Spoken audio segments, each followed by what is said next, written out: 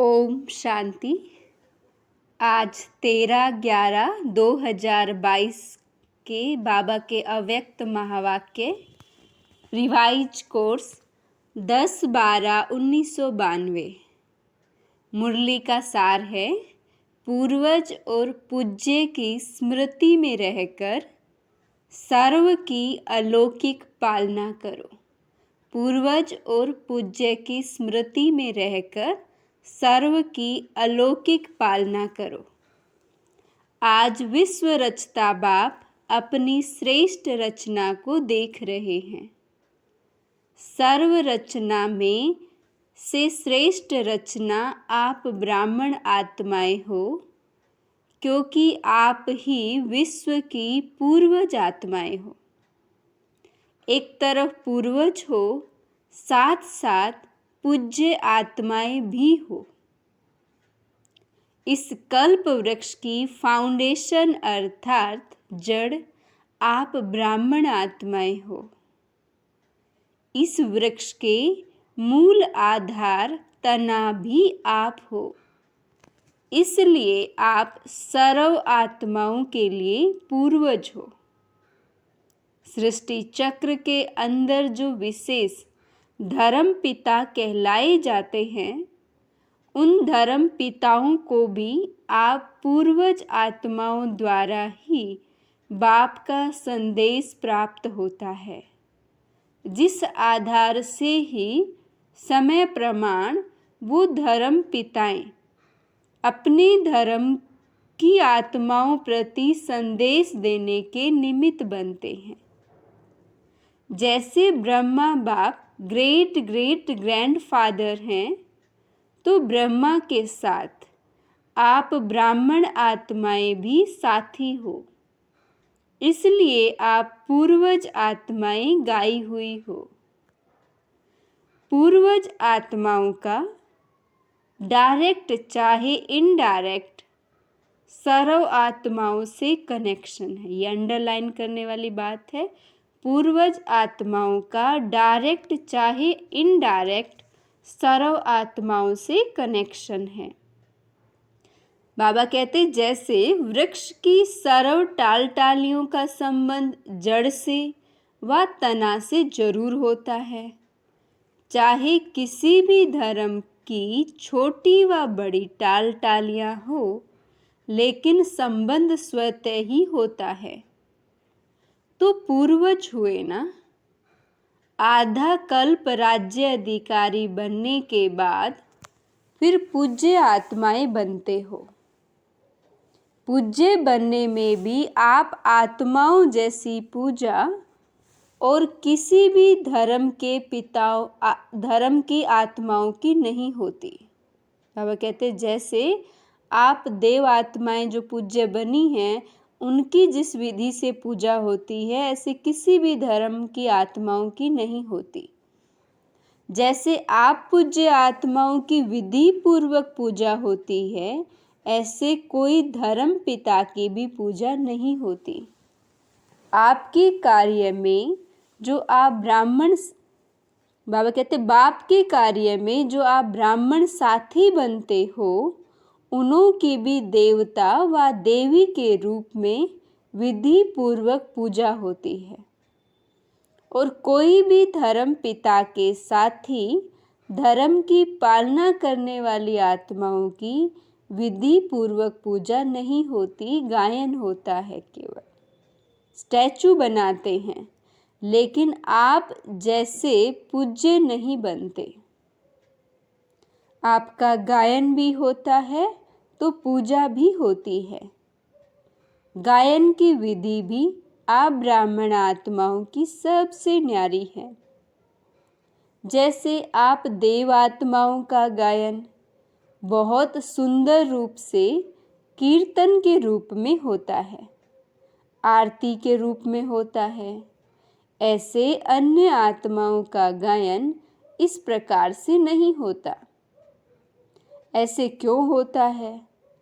क्योंकि आप श्रेष्ठ रचना पूर्वज और पूज्य हो। आदि आत्माएं आप ब्राह्मण आत्माएं हो, क्योंकि आदि देव ब्रह्मा के सहयोगी श्रेष्ठ कार्य के निमित्त बने हो। बाबा कहते क्यों आपकी इस तरह से विधि पूर्वक कीर्तन गायन पूजन होता है, क्योंकि आप आदि देव ब्रह्मा के सहयोगी श्रेष्ठ कार्य के निमित्त बने हो। अनादि रूप में भी परमात्मा के अति समीप रहने वाले हो। परम धाम में भी बाबा के समीप हैं। आत्माओं का जो चित्र दिखाते हो उसमें सबसे समीप आत्माएं कौन से दिखाते हो? उसमें आप हो। तो अनादि रूप में भी अति समीप हो, जिसको डबल विदेशी कहते हैं, नियरेस्ट और डियरेस्ट। तो ऐसे अपने को समझते हो। पूर्वज का क्या काम होता है? पूर्वज सभी की पालना करते हैं। बड़ों की पालना ही प्रसिद्ध होती है। तो आप सभी पूर्वज आत्माएं सर्व आत्माओं की पालना कर रहे हो, या सिर्फ अपने आने वाले स्टूडेंट्स की पालना करते हो, व संबंध संपर्क वाली आत्माओं की पालना करते हो? सारे विश्व की आत्माओं के पूर्वज हो, व सिर्फ ब्राह्मण आत्माओं के पूर्वज हो? जो जड़ व तना होता है वे सारे वृक्ष के लिए होता है, वह सिर्फ अपने तना के लिए ही होता है? बाबा पूछ रहे हैं कि जो जड़ व तना होता है वो सारे वृक्ष के लिए होता है, वह सिर्फ अपने तने के लिए ही होता है? सब टाल टालियों के लिए होता है ना। जड़ अथवा तना द्वारा सारे वृक्ष के पत्तों को पानी मिलता है।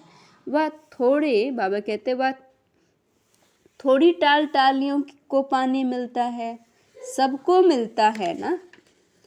लास्ट वाले पत्तों को भी मिलता है। इतना बेहद का नशा है, वह बेहद से हद में भी आ जाते हो। कितनी सेवा करनी है? बाबा कहते हैं कि हर एक पत्ते को पानी देना है। बाबा कहते हैं आपको हर एक पत्ते को पानी देना है, अर्थात सर्व आत्माओं की पालना करने के निमित्त हो। किसी भी धर्म की आत्माओं को मिलते हो व देखते भी हो तो हे पूर्वज आत्माएं, ऐसे अनुभव करती हो कि ये सब आत्माएं हमारे ग्रेट ग्रेट ग्रैंड फादर की वंशावली हैं। हम ब्राह्मण आत्माएं भी master great great grand father हैं, अर्थात पूर्वज हैं। यह सब हमारे हैं, वह सिर्फ ब्राह्मण आत्माएं हमारी हैं। जब भाई भाई कहते हो तो आप पूर्वज आत्माएं बड़े भाई अर्थात बाप समान हो। इस स्मृति को ही प्रैक्टिकल लाइफ में अनुभव करना है और कराना है। आप सभी पूर्वज आत्माओं की पालना का स्वरूप क्या है? लौकिक जीवन में भी पालना का आधार क्या होता है? पालना करना अर्थात, ये बात बाबा कहते हैं अंडरलाइन करनी है, पालना करना अर्थात किसी को भी शक्तिशाली बनाना। किसी भी विधि से, साधन से पालना द्वारा शक्तिशाली बनाते, चाहे भोजन द्वारा चाहे पढ़ाई द्वारा। लेकिन पालना का प्रत्यक्ष स्वरूप आत्मा में शक्ति और शरीर में शक्ति आती है। तो पालना का प्रत्यक्ष स्वरूप हुआ शक्तिशाली बनाना। आप पूर्वज आत्माओं की पालना की विधि क्या है? अलौकिक पालना का स्वरूप है स्वयं में बाप द्वारा प्राप्त हुई सर्व शक्तियां अन्य आत्माओं में भरना। अलौकिक पालना का स्वरूप है स्वयं में बाप द्वारा प्राप्त हुई सर्व शक्तियां अन्य आत्माओं में भरना। जिस आत्मा को जिस शक्ति की आवश्यकता है उसकी उस समय उस शक्ति द्वारा पालना करना। ऐसी पालना करनी आती है? पूर्वज तो हो ना, सभी पूर्वज आत्माएं हो कि छोटे हो? सभी पूर्वज हैं या कोई कोई विशेष आत्माएं हैं? तो पूर्वजों को पालना करनी आती है ना? सिर्फ सेंटर की पालना करते हो या सारे विश्व की आत्माओं की पालना करते हो? सिर्फ प्रवृत्ति की पालना करते हो या विश्व की पालना करते हो? वर्तमान समय आप पूर्वज आत्माओं की पालना की सर्व आत्माओं को आवश्यकता है। समाचार तो सब इंटरेस्ट से सुनते हो कि क्या क्या हो रहा है। तो बाबा इस बात को इसलिए कह रहे हैं कि अयोध्या की घटना के बाद कई स्थानों से हिंसा के समाचार मिल रहे हैं।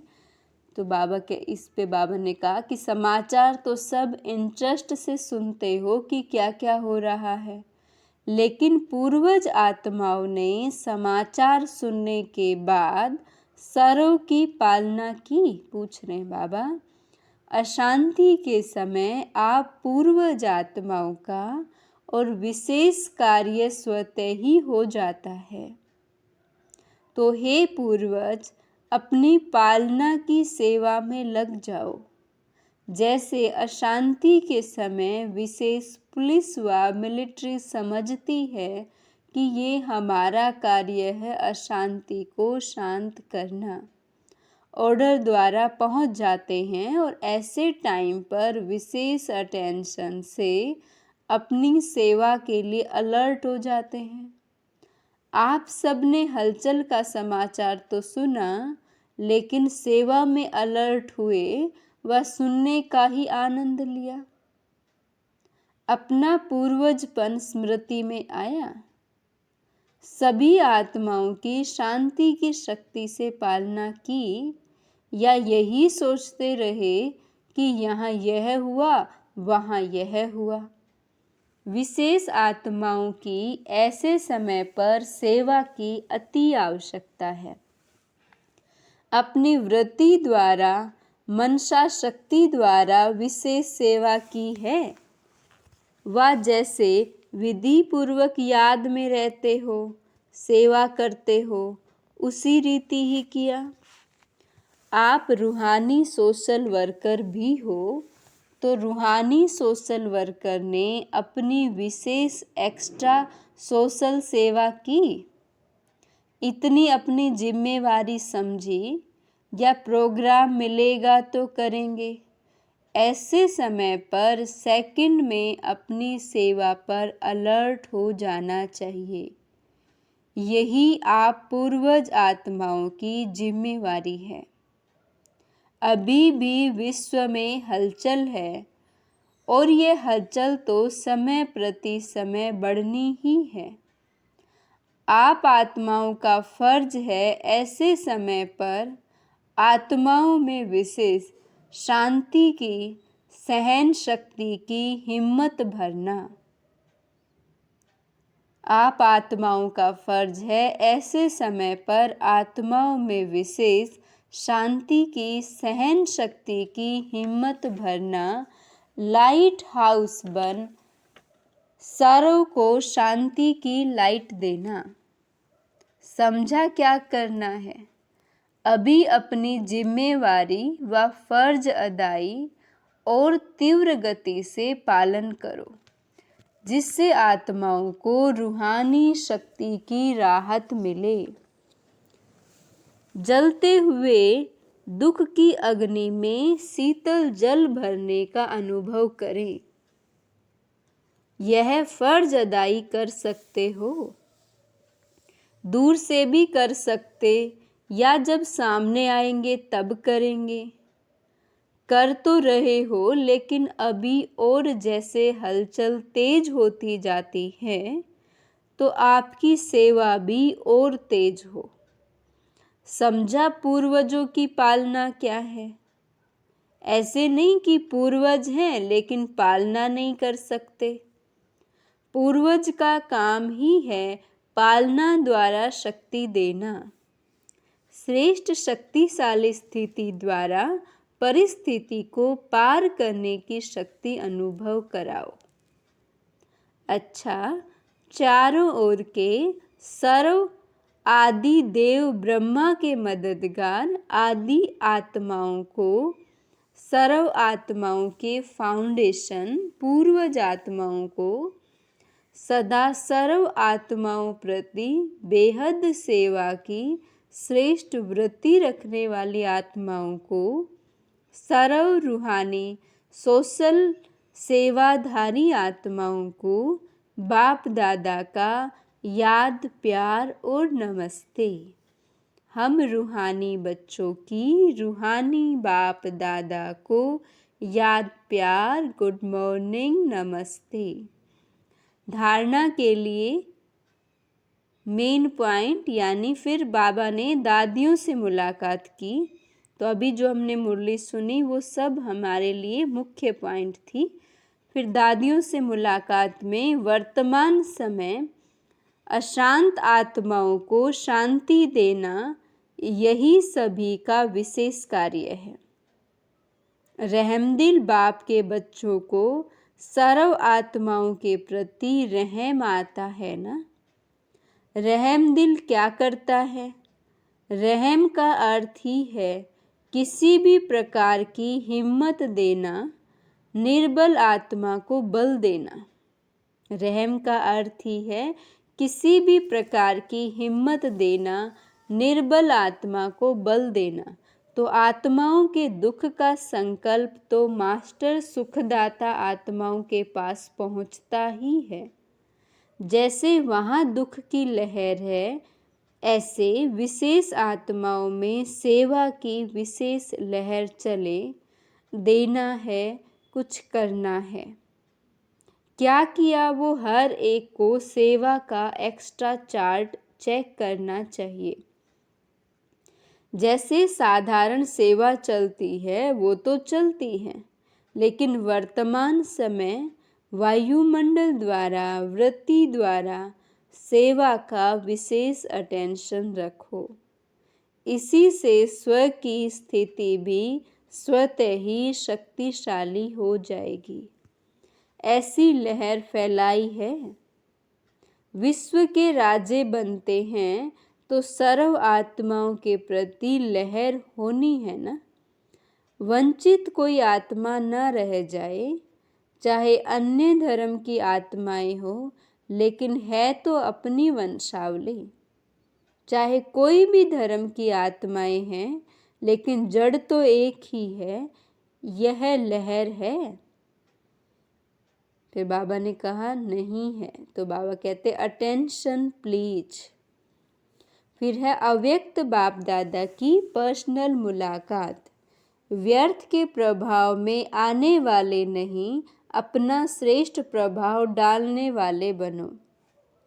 सदा अपने को पुरुषार्थ में आगे बढ़ने वाली आत्मा हूँ, ऐसा अनुभव करते हो। पुरुषार्थ में कभी ठहरती कला, कभी उतरती कला, ऐसा नहीं होना चाहिए। कभी बहुत अच्छा, कभी थोड़ा अच्छा, ऐसा नहीं। सदा बहुत अच्छा, क्योंकि समय कम है और संपूर्ण बनने की मंजिल श्रेष्ठ है। तो अपने भी पुरुषार्थ की गति तीव्र करनी पड़े। पुरुषार्थ की तीव्र गति की निशानी है कि वह सदा डबल लाइट होगा, किसी भी प्रकार का बोझ नहीं अनुभव करेगा। चाहे प्रकृति द्वारा कोई परिस्थिति आए, चाहे व्यक्तियों द्वारा कोई परिस्थिति अन्य आए, लेकिन हर परिस्थिति स्वस्थिति के आगे कुछ भी अनुभव नहीं होगी। स्वस्थिति की शक्ति परिस्थिति से बहुत ऊंची है। क्यों? यह स्व है, वह पर है। अपनी शक्ति भूल जाते हो तब ही परिस्थिति बड़ी लगती है। ये बाबा ने बताया, अपनी शक्ति भूल जाते हो तब ही परिस्थिति बड़ी लगती है। सदा डबल लाइट का अर्थ ही है कि लाइट अर्थात ऊंचे रहने वाले, हल्का सदा ऊंचा जाता है, बोझ वाला सदा नीचे जाता है। आधा कल्प तो नीचे ही आते रहे ना, लेकिन अभी समय है ऊंचा जाने का, तो क्या करना है? तो बाबा ने कहा सदा ऊपर। शरीर में भी देखो तो आत्मा का निवास स्थान ऊपर है, ऊंचा है, पाँव में तो नहीं है ना। जैसे शरीर में आत्मा का स्थान ऊंचा है, ऐसे स्थिति भी सदा ऊंची रहे। ब्राह्मण के निशाने भी ऊंची चोटी दिखाते हैं ना। चोटी का अर्थ है ऊंचा, तो स्थूल निशानी इसलिए दिखाई कि स्थिति ऊंची है। शूद्र को नीचे दिखाते हैं, ब्राह्मण को ऊंचा दिखाते हैं, तो ब्राह्मणों का स्थान और स्थिति दोनों ऊंची। अगर स्थान की याद होगी तो स्थिति स्वतः ऊंची हो जाएगी। ब्राह्मणों की दृष्टि भी सदा ऊपर रहती है, क्योंकि आत्मा आत्माओं को देखती है। आत्मा ऊपर है तो दृष्टि भी ऊपर जाएगी। कभी भी किससे मिलते हो या बात करते हो तो आत्मा को देखकर बात करते हो। आत्मा से बात करते हो, आपकी दृष्टि आत्मा की तरफ जाती है। आत्मा मस्तक में है ना, तो ऊंची स्थिति में स्थित रहना सहज है। जब ऐसी स्थिति हो जाती है तो नीचे की बातों से, नीचे के वायुमंडल से सदा ही दूर रहेंगे, उसके प्रभाव में नहीं आएंगे। अच्छा प्रभाव पड़ता है या खराब भी पड़ जाता है। अगर प्रवृत्ति में खराब वायुमंडल हो फिर क्या करते हो? प्रभावित होते हैं? पूछ रहे बाबा। खराब को अच्छा बनाने वाले हो या प्रभाव में आने वाले हो? क्योंकि माया भी देखती है कि अच्छा अंगुली तो पकड़ ली है, अंगुली के बाद हाथ पकड़ेगी, हाथ के बाद पाँव पकड़ लेगी, इसलिए प्रभाव में नहीं आना। प्रभाव में आने वाले नहीं, श्रेष्ठ प्रभाव डालने वाले। तो ब्राह्मण आत्मा अर्थात सदा डबल लाइट ऊंचे रहने वाले। इसी स्मृति से आगे उड़ते चलो। अच्छा सभी खुश रहते हो ना, दुख की लहर तो नहीं आती है, क्योंकि जो दुख धाम छोड़ चले उनके पास दुख की लहर कैसे आ सकती? संगम पर दुख धाम और सुख धाम दोनों का ज्ञान है। दोनों के नॉलेजफुल शक्तिशाली आत्माएं हैं। गलती से भी दुख धाम में जा नहीं सकते। सदा खुश रहने वालों के पास दुख की लहर कभी आ नहीं सकती। अच्छा सेवा और स्व उन्नति दोनों का बैलेंस रखो। ऐसे नहीं सेवा में मस्त हो गए तो स्व उन्नति भूल गए। सेवा का शौक ज़्यादा है, लेकिन दोनों का बैलेंस समझा। अच्छे चल रहे हैं, लेकिन सिर्फ अच्छे तक नहीं रहना, और अच्छे ते अच्छे, बाबा कहते और अच्छे ते अच्छे बनना है, वरदान है। अपनी जीवन को हीरे समान वैल्यूबल बनाने वाले स्मृति और विस्मृति के चक्कर से मुक्त भव। अपने जीवन को हीरे समान वैल्यूबल बनाने वाले स्मृति और विस्मृति के चक्कर से मुक्त भव। ये संगम युग स्मृति का युग है और कल युग विस्मृति का युग है। अगर अपने श्रेष्ठ पाठ, श्रेष्ठ भाग्य की सदा स्मृति है तो हीरे समान वैल्यूबल हो, और अगर विस्मृति है तो पत्थर हो। यह स्मृति और विस्मृति का खेल है। संगम युग के रहवासी कभी कलयुग में चक्कर लगाने जा नहीं सकते। अगर थोड़ा भी बुद्धि गई तो चक्कर में फंस जाएंगे, क्योंकि कलयुग में बहुत रौनक है, लेकिन वह रौनक धोखा देने वाली है। स्लोगन है, अपनी कर्मेंद्रियों को लॉ और ऑर्डर पर मान चलाने वाले ही सच्चे राजयोगी हैं। अपनी कर्मेंद्रियों को लॉ और ऑर्डर पर मान चलाने वाले ही सच्चे राजयोगी हैं। ओम शांति।